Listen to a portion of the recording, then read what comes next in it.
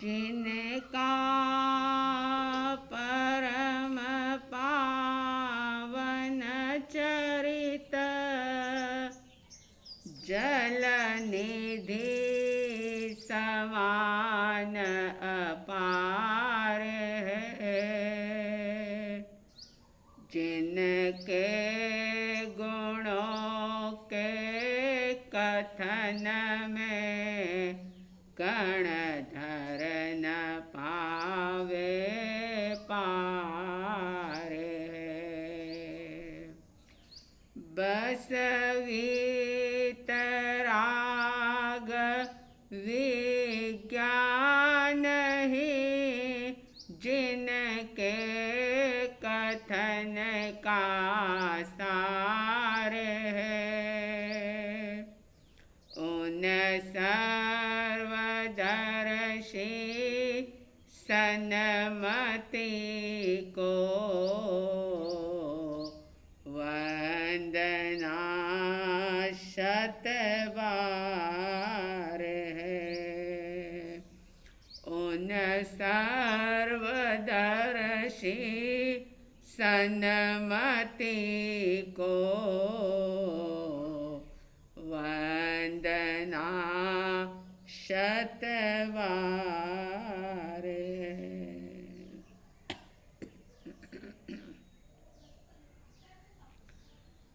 श्रद्धालु जिज्ञासु श्रोताओं, आत्म साधना के लिए, आत्म विशुद्धि के लिए पर भावों से दूर हट करके स्वभाव में स्थिर होने के लिए आत्मसिद्धि शास्त्र का पारायण, आत्मसिद्धि शास्त्र का स्वाध्याय चल रहा है, जिसमें आप सुन रहे हैं कि आत्मा को लेकर के, चैतन्य को लेकर के किस किस प्रकार की शंकाएं, किस किस प्रकार के संदेह व्यक्ति के मन में हो सकते हैं, और उन शंकाओं का, उन जिज्ञासाओं का, उन संदेहों का किस प्रकार से समाधान श्रीमद् जी ने जिन वाणी का आधार लेकर के बड़े ही सटीक तरीके से तर्कयुक्त, युक्ति संगत समाधान दिए, सचमुच जब आत्मसिद्धि को पढ़ते हैं, जब गहराई से इस पर विचार करते हैं, तो रोम रोम प्रसन्नता से खिल उठता है, अहोभाव से अंतर भर जाता है, कृतज्ञता से उन जिनेश्वर परमात्मा के चरणों में मस्तक झुक जाता है कि जिन्होंने किस प्रकार से सभी जीवों को देशना देकर के कृतार्थ किया। कृतज्ञता के भाव पैदा होते हैं उन गणधर भगवंतों के प्रति, उन पूर्वाचार्यों के प्रति, और श्रीमद् कृपालु देव, श्रीमद् राजचंद्र जी के प्रति, कि जिन्होंने आगमों के द्वारा बताई गई, आगमों में जो वाणी है प्रभु की, जिसको पढ़ पाना, समझ पाना और आत्मा को समझ लेना, स्व को जान लेना हर एक व्यक्ति के बूते की बात नहीं होती। लेकिन श्रीमद् जी ने जैसे बच्चा अगर खाना न खाए, रोटी उसे पसंद ना हो, तो जैसे माँ अपने बच्चे को उसी आटे से अलग अलग प्रकार की वैरायटी बना करके परोस देती है और बच्चा उन सारी चीज़ों को बड़े प्रेम से प्यार से खा लेता है। ठीक इसी प्रकार से श्रीमद् जी ने शास्त्र के गूढ़ रहस्यों को, द्रव्यानुयोग की कठिन कठिन बातों को आत्मसिद्धि के माध्यम से बहुत ही सहज और सरल तरीके से प्रस्तुत कर दिया। नतमस्तक है उनके प्रति, कृतज्ञता है उनके प्रति और धन्यवाद है आप सभी को कि आत्मसिद्धि का स्वाध्याय सुनकर के आप सभी स्व के अनुभव की, स्वयं को जानने की कोशिश कर रहे हैं, पुरुषार्थ कर रहे हैं। आइए, 56 गाथाएं परिसंपन्न हुई थी और उन 50वीं गाथा से लेकर के तो 56वीं गाथा तक सिर्फ और सिर्फ जिज्ञासु की आत्मा को लेकर के जो जिज्ञासा है उसी को समाधान दिया है श्रीमद् जी ने। 57वीं गाथा के अंदर श्रीमद् जी कह रहे हैं, क्योंकि आत्मा है इसकी सिद्धि तो उन्होंने विविध प्रकार के तर्क देकर के कर दी, लेकिन आत्मा के अस्तित्व को लेकर के इस निर्णय को पक्का करने के लिए कि हाँ आत्मा है, आत्मा का अस्तित्व है और मैं स्वयं आत्मद्रव्य हूँ, मैं चैतन्य हूँ, मैं ज्ञान स्वभावी आत्मा हूँ, इस निर्णय को और ज़्यादा सुदृढ़ बनाने के लिए 57वीं गाथा के अंदर श्रीमद् जी कहते हैं, जड़ चेतन नो भिन्न छे, केवल प्रकट स्वभाव, एक पणो पामे नहीं, त्रणे काल द्वय भाव।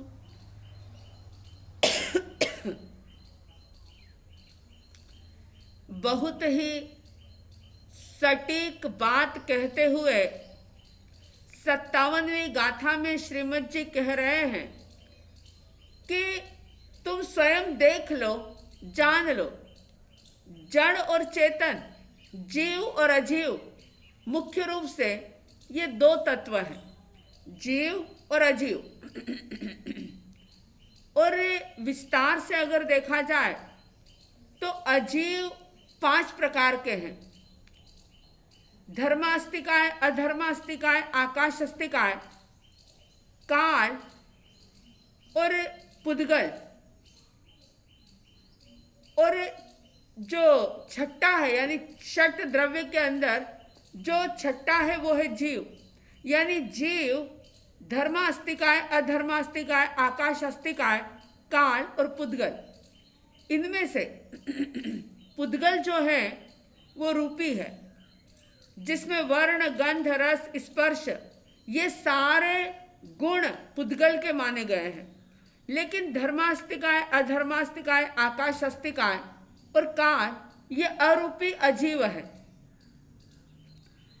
जीव जो अरूपी तो है ही, लेकिन जीव का गुण हम अरूपी नहीं कहेंगे, क्योंकि अरूपी गुण जो है वो इन अजीव द्रव्यों के अंदर भी है। तो जीव का गुण जो है वो है ज्ञान, जो इन दूसरे द्रव्यों के अंदर कभी भी पाया नहीं जा सकता। और कहा कि तुम स्वयं देख लो, जड़ चेतन नो भिन्न छे, केवल प्रकट स्वभाव। अपने अनुभव से ही जान लो, अनुभव से ही देख लो कि जड़ और चेतन का, दोनों का बिल्कुल स्वभाव अलग अलग है। जड़ कभी जानने का काम नहीं कर सकता, अजीव द्रव्य कभी भी जानने और देखने का कार्य कर नहीं सकता। ये ज्ञान का गुण चेतना के अंदर ही है, जो गुण कभी भी इस आत्मा से अलग नहीं होता, हमेशा इस आत्मा के साथ वो गुण रहता है। और आप देखो कि दुनिया के अंदर जो भी पदार्थ के रूप में, पुद्गल के रूप में हमें जो कुछ भी दिखाई देता है, और दूर जाने के बाद कहाँ, सबसे पहले हम अपने इस शरीर को देखें। आंखें हैं, कान है, नाक है, मुंह है, लेकिन ये सारा शरीर यानी ये पुद्गल जो एक्टिव है, जो क्रियाएं कर रहा है, आप सोचो कि वो क्या स्वयं क्रिया कर सकता है? क्या वो स्वयं जान और देख सकता है? कभी नहीं। ये गुण आत्मा का है, और इस शरीर के अंदर जो आत्म द्रव्य बैठा हुआ है वही जान रहा है और देख रहा है। ये काम अगर ये शरीर कर सकता तो आप सोचो कि मृत्यु के तुरंत बाद ही, बहुत आगे की बात नहीं करते, मर जाने के बाद 2 या 3 दिन के बाद वो बॉडी क्या करती है उसकी बात नहीं करते, लेकिन मरने के तुरंत बाद भी ये जड़, ये देह जो जड़ है वो जान नहीं सकती, देख नहीं सकती। सूर्य चाहे कितना भी तेजस्वी हो, लेकिन उसे कौन देख सकता है, कौन जान सकता है? सिर्फ और सिर्फ चेतन द्रव्य, आत्म द्रव्य उसको देख सकते हैं। हजारों, लाखों, करोड़ों वर्षों तक भी अगर किसी की लंबी आयु हो और आत्मा इस शरीर के साथ हजारों वर्ष तक रहे, लेकिन कभी भी आत्मा देह रूप नहीं हो सकता, और देह यानी शरीर कभी भी आत्म रूप नहीं हो सकता। दोनों बिल्कुल अलग अलग ही रहते हैं, जुदा जुदा रहते हैं। इस मलिन शरीर के साथ रह करके, जिस शरीर के अंदर हड्डी, मांस, मज्जा, खून, ये सारी चीजें हैं, मलिन चीजें हैं, जरा सा चमड़ी का कवर हटाया जाए तो खुद के शरीर से ही खुद को घृणा हो जाए, ऐसा ये मलिन शरीर है, गंदगी से भरा हुआ शरीर है। लेकिन आश्चर्य आप देखिए, आत्म द्रव्य का जो गुण है उसे आप देखिए कि वो इस मलिन, मेले, कुचेले शरीर के अंदर रह करके भी कभी भी गंदा नहीं होता। आत्मा कभी भी शरीर रूप नहीं होता, शरीर के गुण आत्मा में नहीं जा सकते और आत्मा के गुण शरीर के अंदर नहीं आ सकते। जैसे बादलों से सूर्य ढक जाए, बादलों में छुप जाए, लेकिन बादल कभी भी सूर्य को मलिन नहीं कर सकते। ठीक इसी तरह से इस गंदगी से भरे हुए शरीर के अंदर रहने के बावजूद भी आत्मा बिल्कुल अलग है, इस शरीर को छूता भी नहीं है वो। और कोई लोग कहते हैं कि आत्मा यहाँ रहती है, कोई कहते हैं आत्मा यहाँ रहती है, कोई कहते हैं आत्मा अनाहत चक्र में रहती है। लेकिन जैन दर्शन ये कहता है कि पैर के अंगूठे से लेकर के तो सिर के सिरे तक आत्मा पूरे देह के अंदर व्याप्त है, कण कण में, रोम रोम में आत्मा व्याप्त है। और इसका जो ज्ञान गुण है, आप देखो कि जब तक इस शरीर के अंदर आत्मा है, कोई बहुत प्यार से माता पिता या दादा दादी बहुत प्यार से हमारे सिर पर हाथ रखे या उनका प्रेमाल स्पर्श हमें हो तो अनुभव में आता है कि ये स्पर्श प्रेम भरा है, प्यार भरा है। अगर कोई चिमटी ले ले या थप्पड़ मारे तो भी आत्मा को महसूस होता है कि ये थप्पड़ मारा गया या ये अपशब्द कहे गए। लेकिन अगर इस शरीर के अंदर आत्मा ना हो, मुर्दे को कोई कितना भी प्यार से सहलाए, क्या उसे बोध होता है? कभी नहीं हो सकता, क्योंकि वो जड़ है, वो अजीव है। ये शरीर अजीव है, ये पुद्गल है, पुद्गलों से बना हुआ है। बच्चा जैसे जैसे बड़ा होता है, शरीर जैसे जैसे फैलता है या सिकुड़ता है, कोई व्यक्ति दिन प्रतिदिन मोटे होते हैं, कोई दुबले होते हैं। तो जैसे जैसे ये शरीर बढ़ता या घटता है, आत्म प्रदेश संकुचित और विस्तरित होते रहते हैं। आत्मा के साथ रहने के बावजूद भी कभी ये देह आत्म रूप नहीं हो सकता और ये आत्मा कभी देह रूप नहीं हो सकती। इसलिए श्रीमद जी ने कहा, जड़ चेतन नो भिन्न छे, केवल प्रकट स्वभाव, एक पणु पामे नहीं, त्रणे काल द्वय भाव। दोनों अलग अलग ही रहते हैं, त्रणे काल, तीनों ही काल में। कभी भी कुर्सी जीव नहीं हो सकती, कोई भी पुद्गल कभी भी जीव नहीं हो सकता और जीव कभी जड़ नहीं हो सकता। ये दोनों का स्वभाव हमेशा अलग अलग रहता है और शरीर के अंदर आत्मा रहती है, लेकिन फिर भी शरीर से चिपकती नहीं है। कर्म आत्मा के साथ रहते हैं, लेकिन आत्मा से कर्म चिपकते नहीं हैं। एक क्षेत्र अवगाही इनका संबंध होता है।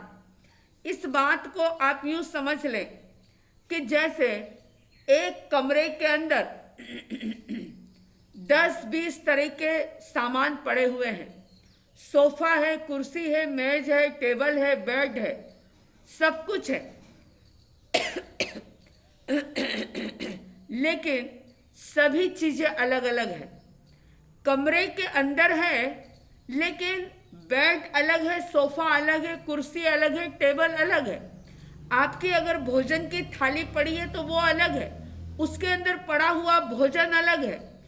जैसे एक ही कमरे में या एक ही हॉल में इतनी सारी चीजें हैं, लेकिन सारी चीजें अलग अलग होती है। कोई किसी से एक मेक नहीं हो सकती, कोई किसी के अंदर घुल मिल नहीं सकती, एक साथ रहती है लेकिन एक मेक नहीं होती। ठीक इसी प्रकार से इस देह रूपी घर के अंदर आत्मा है और आत्मा के साथ कर्म भी है। अनादि काल के कर्म पुद्गल हैं, जो जड़ है, पुद्गल हैं, लेकिन अनादि काल से आत्मा के साथ रहने के बावजूद भी वे पुद्गल यानी वे कर्म कभी भी आत्म रूप नहीं हो सकते और आत्मा कभी कर्म रूप नहीं हो सकती। ये कर्म, ये पुद्गल, ये शरीर और दुनिया के सारे अजीव द्रव्य जो हैं, उनका अलग स्वभाव है। उनके अंदर वर्ण, गंध, रस, स्पर्श हो सकता है, रूपी या अरूपी वो हो सकते हैं, लेकिन विशेष बात कि उनमें जानने का गुण नहीं है। जानने और देखने का गुण जो है वो सिर्फ और सिर्फ जीव का है। दोनों का स्वभाव बिल्कुल अलग अलग है, जो आप स्वयं अपने जीवन के अनुभव से जान सकते हैं, देख सकते हैं। और इसीलिए कहते हैं कि हीरे को उसकी कीमत पता नहीं होती। हीरे को यह भी नहीं पता होता कि मैं हीरा हूं। कितना भी सुंदर सामान हो, लेकिन उस सामान को नहीं पता कि मेरी क्या वैल्यू है, मेरी क्या कीमत है और मैं क्या हूं। बस वो है। लेकिन जीव जिसके पास ज्ञान है वो समझ सकता है कि ये अच्छी क्वालिटी है, ये बुरी क्वालिटी है, इसका ये कीमत है, इसकी ये कीमत है। बाकी अजीव द्रव्य कभी भी अपना मूल्य जान नहीं सकते, समझ नहीं सकते। तो बहुत अच्छी बात जो आप और हम अपने दैनिक रूटीन में सारी चीज़ों को देखते हुए हम ये समझ सकते हैं कि जड़ और चेतन का स्वभाव ही अलग है। तो फिर भला जड़ को चेतन कैसे माना जाए? तो फिर देह को आत्मा कैसे स्वीकार किया जाए? इन जड़ इंद्रियों को आत्मा कैसे माना जाए? पुद्गल को आत्मा कैसे माना जाए? ये तो बहुत बड़ा अज्ञान हो जाएगा अगर हम पुद्गल को आत्मा मानेंगे, इस शरीर को आत्मा मान लेंगे तो बहुत बड़ा अनर्थ हो जाएगा, गलती हो जाएगी। दोनों का स्वभाव कभी एक रूप नहीं हो सकता। हजारों लाखों करोड़ों सालों तक रहने के बावजूद भी आत्मा कभी भी पुद्गल नहीं बन सकता और पुद्गल कभी भी आत्मा नहीं बन सकता। यानी पुद्गलों में, अजीव द्रव्य में जानने का गुण कभी हो नहीं सकता और जीव में कभी भी वर्ण गंध रस स्पर्श हो नहीं सकता। तो अपने इस निर्णय को पक्का करें कि मैं शुद्ध आत्मा हूं और मेरा गुण जो है वो जानने और देखने का है। अपने वैभव को देखें, अपने अंतर के ज्ञान को देखें और हर परिस्थिति के अंदर अपने आत्म वैभव को देख करके प्रसन्नता का अनुभव करें।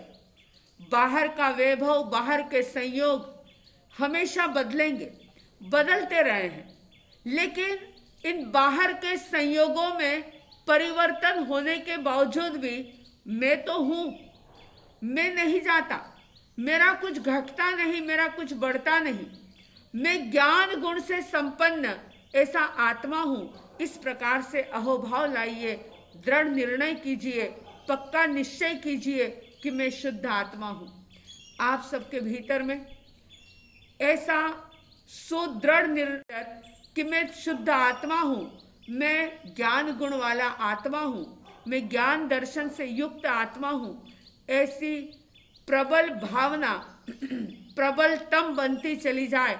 साध्वी द्वय की तरफ से हार्दिक हार्दिक शुभ मंगल भावों के साथ जय प्रभु महावीर, जय गुरु आनंद।